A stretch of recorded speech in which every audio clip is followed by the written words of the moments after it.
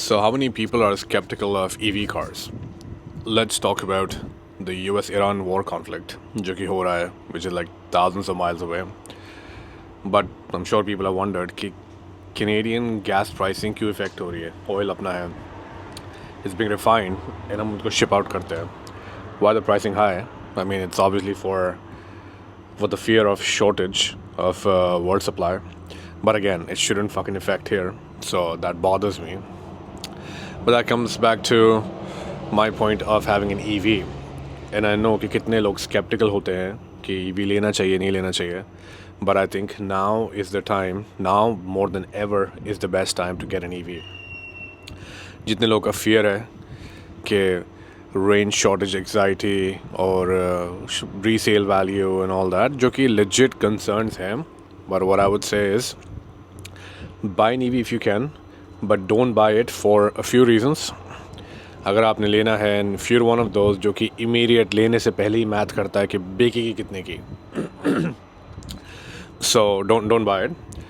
अगर आप घर पे चार्ज नहीं कर सकते हो, so don't buy it. If you are a frequent traveler या फिर आपके frequent trips लग रहे हैं, don't buy it. But other than that, if you can charge it at home, you can keep the car for about 4, 5, 6 years. Buy it 100%. इससे बढ़िया time ही नहीं है यार. I mean, अगर आप मैथ करो कार की प्राइसिंग का compare to a new gas car जो कि अब चीप नहीं रही. लोगों को ये मिथ है कि कितने की गाड़ी होती थी बट EV इतनी महंगी है. एक्चुअली इतनी महंगी नहीं रही. Plus give it some time. जो चाइना से ट्रेड डील्स अभी कार्नी ने सेट किए हैं, you will get nice amazing like bang on BYD EVs for like a good price. उसमें काफ़ी कटौती होती जा रही है in terms of what do you call import fees. So if you do want one, you could wait a little bit, or maybe just go, I don't know, Hyundai, Kia. There's Tesla. I'm a Tesla guy. Tesla का network इतना solid है, so you could try that. और आजकल के time पे for example मैं Vancouver में रहता हूँ. मेरे को कभी कलोना जाना है. What I need to do is कहीं मैं स्टोर पर रुका. I have to go use the washroom. Go buy something from the store. Maybe eat something. Eat को हटाने के अलावा भी because उसमें टाइम लगता है. By the time I'm done with the washroom, buy some things from the store, मेरी car is back at 80%.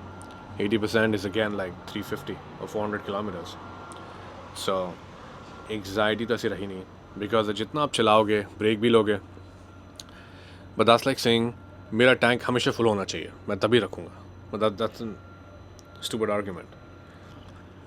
So benefits और क्या हैं EV के? मेंटेनेंस ही नहीं है.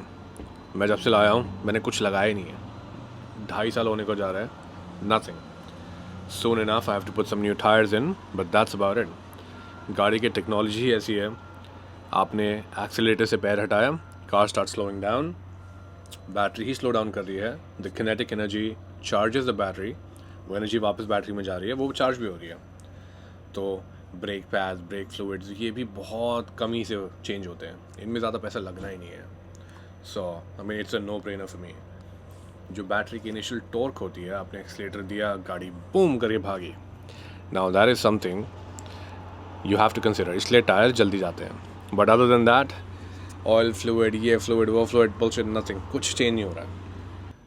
इमेजिन I've had friends जो कि इतने सालों से they could have bought it. अब बैठ के मेरे साथ मैथ करते हैं, यार इतने पैसे बच सकते थे आज तक. यस, बच सकते थे. So I would say now is the best time. जो स्केप्टिसिज्म है जो कि लेजिट है, but try and expand your horizons. अपने कंफर्ट जोन से बाहर आओ. you'll actually come out ahead.